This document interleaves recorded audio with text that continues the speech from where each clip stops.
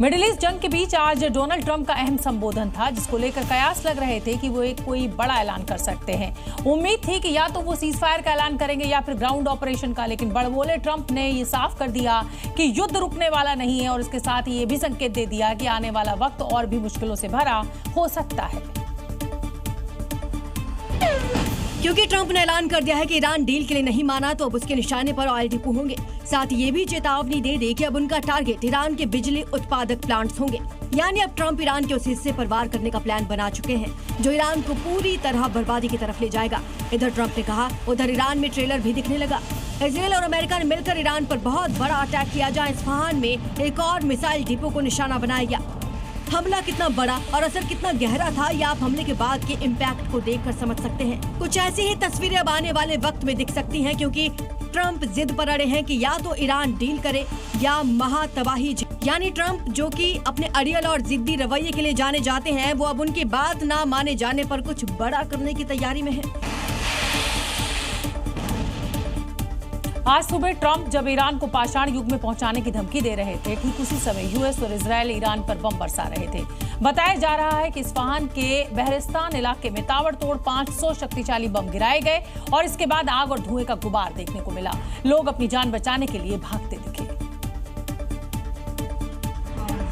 क्योंकि इस्फहान पर हमले लगातार जारी हैं, खुद राष्ट्रपति ट्रंप इससे जुड़ा वीडियो पोस्ट कर चुके हैं और अब इस्फहान पर हमले और तेज हो गए हैं, जिनकी विध्वंसक तस्वीरें भी सामने आई हैं। बारूदों की बारिश से यहां IRGC मिसाइल बेस दहल उठा।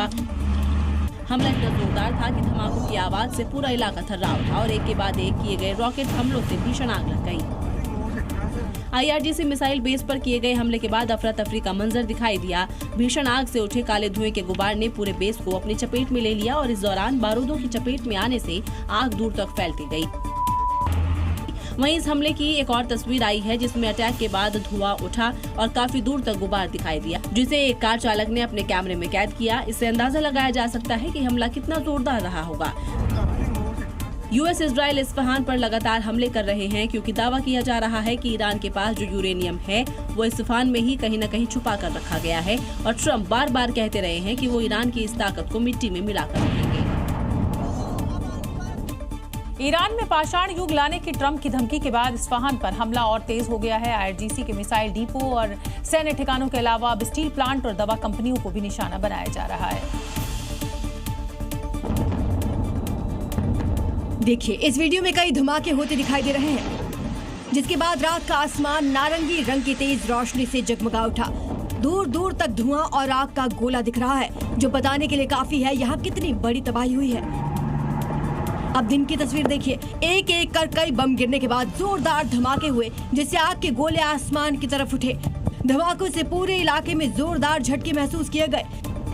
गोला बारूद के डिपो को निशाना बनाने के लिए कई बंकर बस्टर बमों का इस्तेमाल किया गया है। इस्फहान को मिट्टी में मिलाने के लिए 900 किलो के बम लगातार गिराए जा रहे हैं। 2 दिन पहले भी यहाँ इसी तरह की बमबारी हुई थी। आपको बता दें, इस्फहान निशाने पर क्यों है। यहाँ ईरान का प्रमुख सैन्य अड्डा है। यहाँ अंडरग्राउंड न्यूक्लियर फैसिलिटी का दावा किया जा रहा है। संवर्धित यूरेनियम का एक हिस्सा रखे होने की खबर है। मतलब साफ है, ट्रंप और नेतन्याहू ईरान की कमर तोड़ने के लिए इस्फहान पर जोरदार वार कर रहे हैं। अमेरिकी राष्ट्रपति Donald Trump operation epic fury पर संबोधित करते हुए जब ईरान को चेतावनी भरे संदेश दे रहे थे, ठीक उसी वक्त ईरान ने तेल अवीव पर ताबड़तोड़ जवाबी मिसाइलें दागी। यानी यहाँ ट्रंप ने 19 मिनट भाषण दिया, उधर ईरान ने 190 मिसाइलें दागी और अपनी मंशा साफ कर दी कि वो इस युद्ध में अमेरिकी राष्ट्रपति ट्रंप की चेतावनी से डरने वाला नहीं है। ईरान ने इजरायल की सीमा की तरफ दागी गई मिसाइलों की पहचान की है। ये तीसरी बार था जब 3 घंटे से भी कम समय में तेल अवीव पर ईरान ने एक के बाद एक 100 से ज्यादा मिसाइलें दागी। इन हमलों में उत्तर इजरायल में एयर रेड सायरन बजते रहे, लेकिन अभी तक किसी के घायल होने या किसी के नुकसान की खबर नहीं है। वहीं हमले का इमेज भी जारी किया गया है, जहां इजरायल पर हुए हमले किए गए। देखिए, ऐसे पूरा इजरायल ही लाल रंग में रंग गया। ईरान की तरफ से हमले की उनकी मंशा साफ कर दी है। ट्रंप चाहे जो भी दावे कर ले, लेकिन इस्लामिक रिवॉल्यूशनरी गार्ड किसी भी कीमत पर युद्ध में झुकने वाले नहीं हैं। तेल अवीव के आसमान में मिसाइल की लहर जारी रहेगी। मिडिल ईस्ट में जंग के बीच ईरान की इस्लामिक रिवॉल्यूशनरी गार्ड ने अपनी मंशा साफ कर दी है। IRGC के प्रवक्ता ने साफ साफ ये कह दिया है कि अमेरिका के सरेंडर तक ये जंग जारी है और ईरानी मिसाइल अमेरिकी ठिकानों पर आग बरसाती रहेंगी। क्योंकि अमेरिका और इजराइल ने ईरान की सैन्य ताकत को समझने में एक गलती कर दी थी। IRGC का दावा है कि अमेरिकी सैनिकों को भी मौत के घाट उतार दिया गया था। साथ ही इस्लामिक रेवोल्यूशनरी गार्ड ने यह भी बता दिया कि ये युद्ध अमेरिका की बदनामी और हार के साथ ही खत्म होगा। इतना ही नहीं बल्कि ईरान की IRGC नेवी फोर्स ने फारस की खाड़ी पर अमेरिकी फोर्स को टारगेट भी किया है। एक तरफ ट्रंप इस युद्ध पर हर बदलते दिन अपने साथ बयान चेंज कर रहे हैं, तो वहीं ईरान युद्ध शुरू होने के साथ ही अपने बयान पर अड़ा हुआ है। अमेरिका और इजराइल के हमलों का ईरान विध्वंसक जवाब दे रहा है। मिडिल ईस्ट के जिन देशों में अमेरिकी सैन्य ठिकाने हैं, वहां पर वो तबाही मचा रहा है। इराक और जॉर्डन में अमेरिकी ठिकानों पर ईरान ने मिसाइल और ड्रोन हमले तेज भी कर दिए हैं। इराक से लेकर जॉर्डन तक ईरान के इंतकाम के शोले बरस रहे हैं। ईरानी मिसाइलें उन जगहों पर तबाही मचा रही है जहां अमेरिका के सैन्य ठिकाने हैं। अमेरिकी ठिकानों को टारगेट कर ईरान बम वर्षा कर रहा है। ईरान ने जॉर्डन में अमेरिकी बेस को टारगेट कर हमला किया। देखिए कैसे तेज आवाज के साथ एक मिसाइल सीधे आकर टारगेट से टकराती है और फिर एक जोरदार धमाका होता है। हमले के बाद चारों तरफ बारूदी अंगारे नजर आते हैं। हमला इतना जोरदार था कि अमेरिकी एयर डिफेंस भी इसे रोकने में नाकाम रहा। कुछ ऐसे ही ईरान के इंतकाम के शोले इराक के इरबिल में नजर आते हैं, जहां एक आत्मघाती ड्रोन अमेरिकी एयर डिफेंस को भेजते हुए अमेरिकी ठिकाने पर तबाही मचा देता है। एक महीने से जारी जंग के बीच अमेरिका और इजराइल ने ईरान पर हमले तेज कर दिए हैं। ट्रंप किसी भी तरह ईरान का न्यूक्लियर प्रोजेक्ट रोकना चाहते हैं और इसीलिए आज तेहरान से लेकर मशहद तक जलते फ्यूल टैंक, धमाके और घंटों तक भड़कती आग यूएस इजराइल के हमलों का नतीजा है। मशहद से लेकर तेहरान तक 70 फाइटर जेट द्वारा एयरपोर्ट और सैन्य ठिकानों को निशाना बनाए जाने का दावा किया जा रहा है। तस्वीरें मशहद की है, जहां जोरदार धमाकों से शहर दहल उठा। दावा है कि अमेरिका और इजराइल ने यहां हवाई हमले किए, जिसमें सबसे बड़ा निशाना बना मशहद इंटरनेशनल एयरपोर्ट। एयरपोर्ट परिसर में फ्यूल के बड़े बड़े टैंक जल रहे हैं और आसमान में उड़ता भयंकर धुआं दिखाई दे रहा है। तेहरान में भी IRGC एरोस्पेस फोर्स के ठिकानों पर हवाई हमलों की तस्वीरें सामने आई है। मशहद से तेहरान तक लगातार हमलों से मिडिल ईस्ट में हालात गंभीर होते जा रहे हैं, लेकिन सवाल ये है कि तेहरान के बाद अब मशहद पर निशाना क्यों? क्योंकि यहाँ इमाम रजा हवाई अड्डा है जो मशहद इंटरनेशनल एयरपोर्ट के साथ लगा हुआ है। यहाँ ईरान एयरफोर्स के F-5 मिराज और F-1 जैसे फाइटर जेट्स और एयर रिफ्यूलिंग एयरक्राफ्ट तैनात है। ये ईरान की पूर्वी कमांड का मुख्य रिपेयर और फाइटर बेस है और अमेरिका, इजराइल ईरान की हवाई ताकत को पूरी तरह कमजोर करना चाहते हैं ताकि ईरान जवाबी हमले ना कर सके।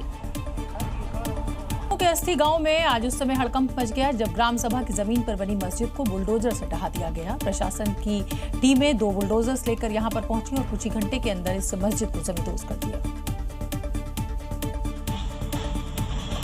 वहीं इस कार्रवाई में गांव में हड़कंप मच गया। अचानक हुई इस कार्रवाई से इलाके में दहशत मच गई। इस दौरान बुलडोजर की मदद से अवैध निर्माणों को ध्वस्त कर दिया गया। अवैध मस्जिद के दोनों तरफ से बुलडोजर एक्शन दिखा। वहीं कार्रवाई सुबह तक चली। गांव में भारी संख्या में पुलिस फोर्स तैनात कर दी गई।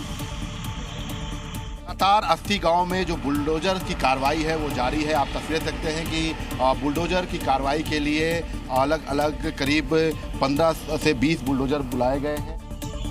वहीं गांव वालों का कहना है कि ये मस्जिद 10 से 15 साल पहले बनाई गई थी। मस्जिद कब की होगी? अब मस्जिद जिसे 10 से 15 साल के है, बाकी वहाँ घर मकान कुछ नहीं रहा पहले, सब बाद में बने। दरअसल सरकारी दस्तावेजों में ये जमीन ग्राम सभा की है। प्रशासन का कहना है कि अवैध तरीके से इस मस्जिद का निर्माण हुआ था, जिसके बाद कोर्ट के आदेश पर इसे ध्वस्त कर दिया गया। उत्तर प्रदेश का ये बुलडोजर सिर्फ अवैध मस्जिद पर नहीं बल्कि हर उस अवैध अतिक्रमण पर चलता है जहां कब्जा किया गया हो। प्रशासन से इस कार्रवाई से भूमाफियों में हड़कंप मचा हुआ है। सहारनपुर से लेकर फतेहपुर तक बुलडोजर ने ऐसा प्रहार किया कि भूमाफियाओं के साम्राज्य को पूरी तरह से मिट्टी में मिला दिया। इस एक्शन से चारों तरफ हड़कंप मच गया है। सहारनपुर से आई हुई ये तस्वीरें देखिए, जहां 70 से ज्यादा मकानों और दुकानों के अवैध हिस्सों को बुलडोजर के जरिए धराशायी कर दिया गया है, जिससे अब कब्जाधारियों में हड़कंप मचा है। योगी आदित्यनाथ का संदेश बिल्कुल साफ है कि राज्य में जो कुछ भी अवैध होगा उसे जमींदोज कर दिया जाएगा, जिसकी गवाही देती है औरैया की ये तस्वीरें, जहां अवैध रूप से खेतों में काटे गए प्लॉटों पर बुलडोजर एक्शन की कार्रवाई करके ध्वस्त कर दिया गया है। फतेहपुर में भी अतिक्रमण के खिलाफ प्रशासन का एक्शन देखने को मिला। सड़क किनारे और बाजारों में किए गए अवैध कब्जों को हटाया गया। इस सख्त कार्रवाई से अतिक्रमणकारियों में अफरा तफरी का माहौल है। हरियाणा के कुरुक्षेत्र में बीती रात एक निर्माण कार्य को लेकर सांप्रदायिक तनाव की स्थिति पैदा हो गई। यहां शेख चिल्ली मकबरे के पास मस्जिद परिसर में काम शुरू होने की खबर से माहौल गर्मा गया। हालात ये पहुंच गए कि समझाइश के लिए पुलिस को आना पड़ा। यहाँ रात के सन्नाटे में जैसे ही शेख चिल्ली मकबरे के पास मस्जिद परिसर में निर्माण कार्य शुरू हुआ, यहाँ हिंदू पक्ष के लोग मौके पर पहुँच गए और विरोध प्रदर्शन शुरू कर दिया। देखते ही देखते नारेबाजी तेज हो गई, माहौल गर्मा गया। विरोध कर रहे लोगों ने ऐतिहासिक स्थल की सुरक्षा को लेकर भी आपत्ति जताई है। पिछले 5-6 साल पहले भी ये मुद्दा उठा था। आर्कोलॉजी डिपार्टमेंट की तरफ से एक नोटिस आया था, इन्होंने अपना काम रुकवा दिया था। अब ये 5-6 साल के बाद फिर जान करके छेड़खानी कर रहे हैं। पुरातत्व विभाग ने 4 बार इसको नोटिस दे दिया, उसके बावजूद काम हो रहा है। स्थिति बिगड़ने से पहले ही पुलिस मौके पर पहुंची और निर्माण कार्य को तुरंत ही रुकवा दिया गया। विरोध कर रहे लोगों का कहना है कि यहां हर शुक्रवार बड़ी संख्या में लोग जुटते हैं, जिससे सुरक्षा और आवाजाही में परेशानी होती है। फिलहाल पुलिस ने इलाके में गश्त बढ़ा दी है। साथ ही अधिकारियों का कहना है कि अब पुरातत्व विभाग की डॉक्यूमेंट्स की जांच के बाद ही आगे का बड़ा फैसला लिया जाएगा। अगली खबर बिहार के छोटे सरकार यानी बाहुबली विधायक अनंत सिंह से जुड़ी हुई। इनका एक बयान आजकल सुर्खियों में है और हाल ही में उन्हें पर्यावरण संरक्षण और प्रदूषण नियंत्रण समिति का सदस्य नियुक्त किया गया है। इस नियुक्ति के संबंध में पूछे गए सवालों का अनंत सिंह की प्रतिक्रिया जो उन्होंने दी, वो अब वीडियो खूब वायरल हो रहा है, जिसमें अनंत सिंह कह रहे हैं कि पता नहीं क्या बने हैं क्या नहीं। अनंत सिंह को बिहार विधानसभा की पर्यावरण संरक्षण और प्रदूषण नियंत्रण समिति का सदस्य बनाया गया है। जब एक कार्यक्रम के दौरान पत्रकारों ने अनंत सिंह से उनकी नई जिम्मेदारी के बारे में सवाल किया तो उन्होंने अपने जाने पहचाने अंदाज में जवाब दिया। अब अनंत सिंह का ये बयान सोशल मीडिया पर वायरल हो रहा है। लोग अनंत सिंह के इस वायरल वीडियो पर जमकर कमेंट भी कर रहे हैं। बिहार के मोकामा से बाहुबली विधायक अनंत सिंह अपने हाजिर जवाबी के लिए जाने जाते हैं। सवाल कितना भी गंभीर हो, जवाब का अंदाज यही खास होता है। ये सब हम जानबूझ नहीं करते हैं, कुछ बने नहीं बने। मच्छरों की समस्या से हर कोई परेशान है, लेकिन हैदराबाद में मच्छरों से परेशान बीआरएस विधायक देवी रेड्डी सुधीर ने कुछ ऐसा किया कि वो चर्चा में आ गए। मच्छरों की समस्या के खिलाफ विधायक रेड्डी के इस अनोखे प्रदर्शन की हर तरफ चर्चा हो रही है। उन्होंने जालीदार कपड़े पहने हुए थे। उनका यह अनोखा विरोध प्रदर्शन हैदराबाद में मच्छरों के बढ़ते आतंक को उजागर करना था। अपनी बात को प्रभावी तरीके से समझाने के लिए उन्होंने ये अजब तरीका चुना। इतना ही नहीं, वो अपने साथ फॉगिंग मशीन भी ले आए थे। हालांकि विधानसभा के मार्शलों ने उन्हें जब्त कर लिया, फिर भी विधायक ने मच्छरदानी पहनकर प्रेस कॉन्फ्रेंस कर सरकार के खिलाफ हल्ला बोला। विधायक देवी रेड्डी सुधीर रेड्डी ने कहा कि कांग्रेस सरकार की नाकामी के चलते हालात ऐसे हो गए हैं कि लोगों को अब ऐसे ही मच्छरों से बचने की जाली पहनकर निकलना पड़ेगा। उन्होंने चेतावनी देते हुए कहा कि अगर मच्छरों की समस्या दूर नहीं हुई तो वो आगे भी ऐसे ही तरीकों से सरकार की नाकामी सामने लाएंगे। अब बात पश्चिम बंगाल विधानसभा चुनाव की करेंगे, जहां ममता बनर्जी के गढ़ भवानीपुर में गृह मंत्री अमित शाह ने बंगाल को लेकर एक चक्रव्यूह रच दिया है। शुभेंदु अधिकारी के नामांकन में खुद अमित शाह पहुंचे और उन्होंने साफ कर दिया कि बंगाल में ममता सरकार को उखाड़ फेंकने के लिए बीजेपी पूरी तरह से तैयार है। और उन्होंने अपनी सभा में समर्थकों से इसकी हामी भी भरवाई। ममता बनर्जी को विदाई करने के लिए तैयार है। समर्थकों ने भी शाह को नाराज नहीं किया। यहाँ अमित शाह ममता बनर्जी सरकार पर तो बरसे ही, साथ ही बंगाल में बीजेपी की सरकार कैसे बनेगी इसका फॉर्मूला भी अपने कार्यकर्ताओं को बता दिया। एक सीट कर जीतेंगे, 170 सीट तक जाएंगे, तब परिवर्तन होगा। अमित शाह ने बताया कि शुभेंदु अधिकारी नंदीग्राम से चुनाव लड़ना चाहते थे, लेकिन उन्होंने दीदी को घर में हराने के लिए शुभेंदु अधिकारी को दोनों सीट से मैदान में उतारा है, क्योंकि ममता बनर्जी भवानीपुर और नंदीग्राम सीट से चुनाव लड़ रही हैं। जी पूरे बंगाल में भी हारेगी और भवानीपुर में भी हारेगी। पश्चिम बंगाल के मालदा जिले के कलियाचक में भारी बवाल मचा। यहां 7 न्यायिक अधिकारियों को लोगों ने बंधक बना लिया। करीब 9 घंटे तक बंधक बनाकर उग्र प्रदर्शन किया। छुड़ाने गई पैरामिलिट्री फोर्स पर भी उत्पाती भीड़ ने हमला बोल दिया।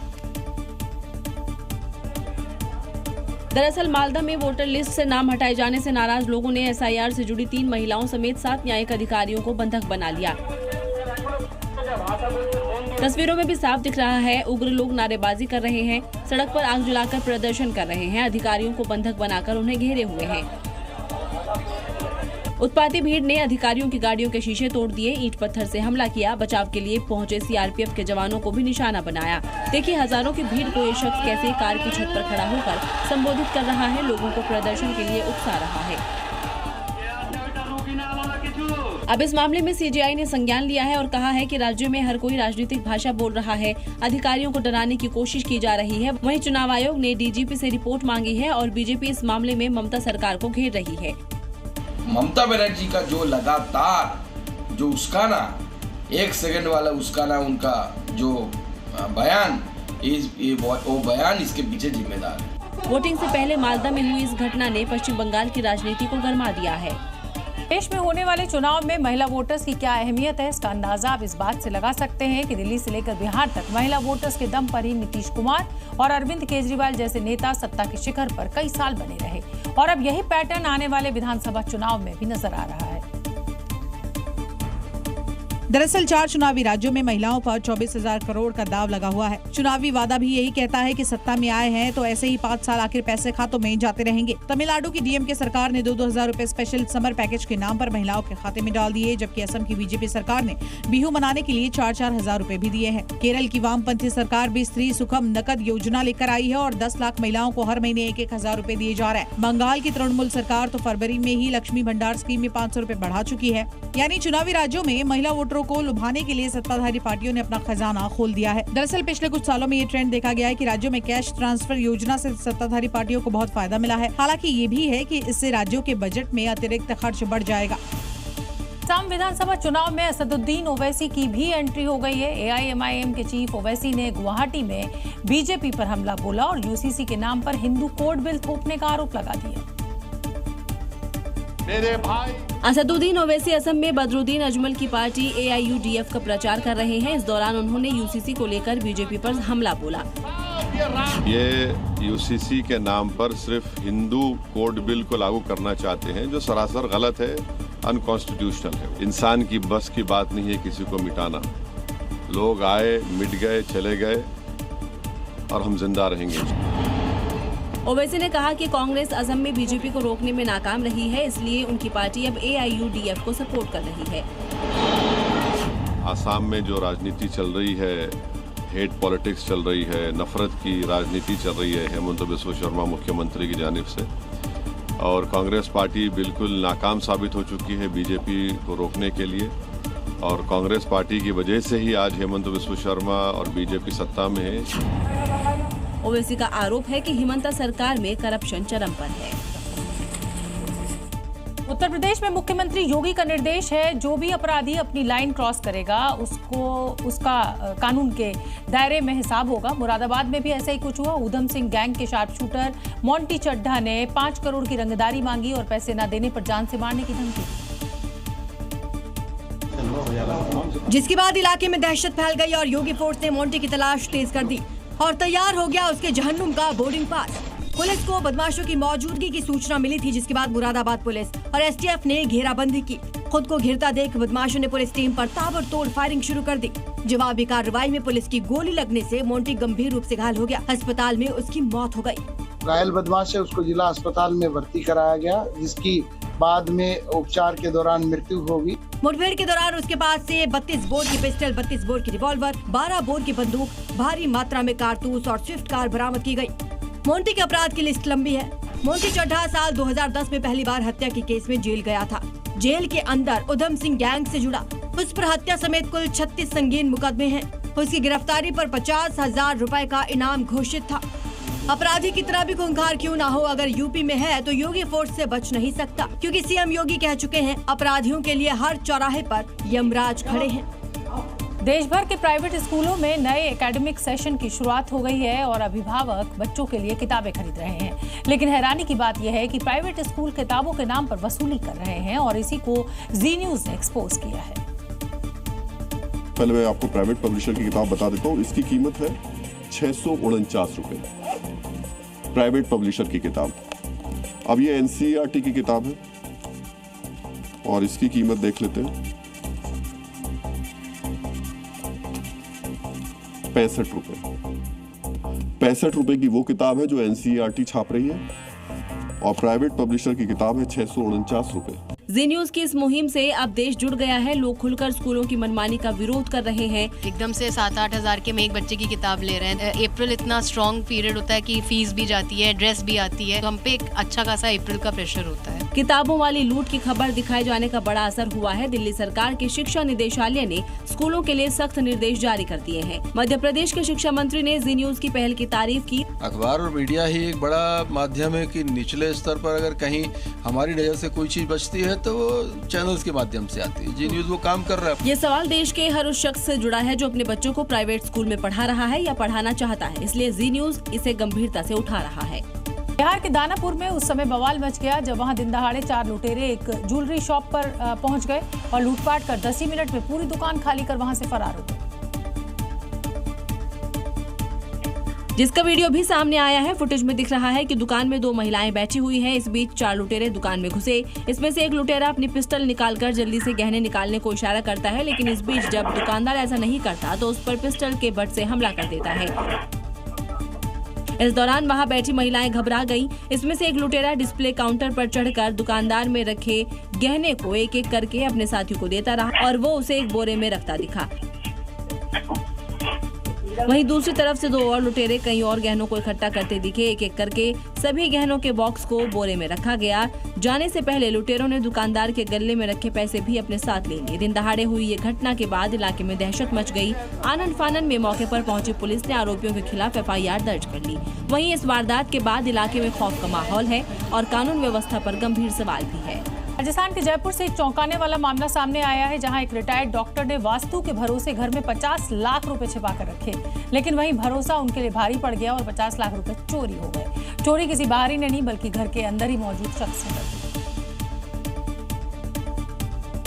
दरअसल एक रिटायर्ड डॉक्टर ने करीब 50 लाख रुपए रसोई में मसालों के डिब्बे में छिपा कर रखे थे, क्योंकि उन्हें लगता था कि किचन में पैसा रखना वास्तु के अनुसार सुरक्षित माना जाता है। लेकिन यहीं से शुरू हुई चोरी की कहानी। 22 फरवरी 2026 को डॉक्टर ने पैसे मसालों के डिब्बे में रखे। घर के नौकर ने डिब्बे चेक कर पुष्टि कर ली। 19 मार्च 2026 को डॉक्टर के पालतू कुत्ते की मौत हो गई। 24 मार्च 2026 को घर की खिड़की के शीशे तोड़े गए। डॉक्टर ने किचन में रखा कैश चेक किया, पूरे 50 लाख रुपए गायब थे। जी हाँ, घर का ही नौकर जो पिछले 10 साल से काम कर रहा था, उसी के पास CCTV का एक्सेस था। नौकर ने मोबाइल पर देखा कि पैसा कहाँ रखा है और फिर पूरा प्लान बनाया। किचन के कैमरे का वायर हटाया, नौकरानी को साथ मिलाया और 20-22 दिन तक रोज थोड़ा थोड़ा पैसा निकालना शुरू किया। शक से बचने के लिए घर में नकली चोरी का सीन क्रिएट करने के लिए खिड़की तुड़वाई। परिवार को शक हुआ और डिब्बा चेक किया तो सारे पैसे गायब थे। पुलिस ने दोनों आरोपियों को गिरफ्तार कर लिया है। यानी वास्तु के भरोसे रहकर सुरक्षा में चूक हुई और अंदर के ही व्यक्ति ने बड़ा खेल कर दिया। उत्तर प्रदेश में अपराधियों के खिलाफ ऑपरेशन लंगड़ा जारी है। शहर शहर अपराधियों से हुई मुठभेड़ में कई अपराधी गोली लगने से घायल भी हुए हैं। कन्नौज से आजमगढ़ तक पुलिस ने अपराधियों को बुलेट से जवाब दिया है। यूपी के शहर शहर हाफ एनकाउंटर से अपराधियों का फुल हिसाब हो रहा है। योगी की जीरो टॉलरेंस नीति का ऐसा हंटर चल रहा है कि अपराधी जेल से पहले हॉस्पिटल पहुंच रहे हैं। यह नया प्रदेश है जो अपराध को स्वीकार नहीं करता है और अपराधियों को यह दिखाने का प्रयास भी करता है कि अगर अपराध किया तो उसकी कीमत उसे चुकानी पड़ेगी। यूपी में अपराध योगी को बर्दाश्त नहीं है, इसलिए कानून से खिलवाड़ करने वालों का बुलेट से जवाब दिया जा रहा है। 24 घंटे में अपराधियों से मुठभेड़ की बात करें तो कन्नौज में बच्ची को अगवा करने वाले को योगी फोर्स ने लंगड़ा कर दिया। कासगंज में बच्चे से कुकर्म करने वाले का भी पुलिस ने बुलेट से हिसाब किया। कुछ ऐसा ही हाल आजमगढ़ में बदमाशों का हुआ। मुठभेड़ में हिस्ट्री शीटर समेत 3 बदमाशों के पैर में गोली लगी। वहीं बलिया में भी 2 बदमाशों को योगी फोर्स ने लंगड़ा किया, जबकि बदायूं में एक लुटेरे का ऐसा ही अंजाम हुआ।